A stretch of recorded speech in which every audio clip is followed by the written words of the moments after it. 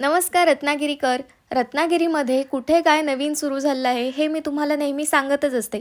आजची व्हिडिओसुद्धा नवीन आणि विद्यार्थ्यांसाठी खास आहे, कारण आपल्या रत्नागिरीमध्ये अभ्यासासाठी पोषक वातावरण असणारी ठिकाणं फार कमी आहेत. पण आता त्याची काळजी नाही, कारण आपल्या रत्नागिरीमध्ये एक नवीनच लायब्ररी सुरू झाली आहे.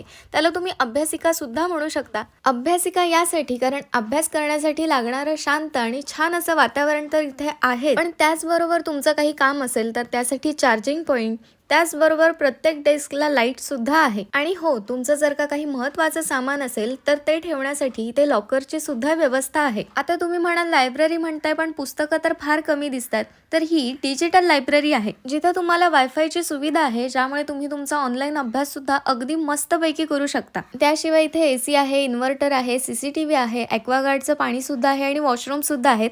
आणखीन बऱ्याच फॅसिलिटीज आहेत त्या तुम्ही इथे वाचू शकता. त्याचबरोबर ही आहे डिस्कशन रूम. याला तुम्ही कन्सल्टेशन रूम म्हणून सुद्धा वापरू शकता, किंवा तुमची छोटीशी मीटिंग असेल तर ती सुद्धा तुम्ही इथे घेऊ शकता. अशी ही लायब्ररी आहे तरी कुठे, तर आपल्या माळनाक्यातील KSP अलेक्साच्या इथून आत आलात की तुमच्या डाव्या बाजूला D विंग आहे.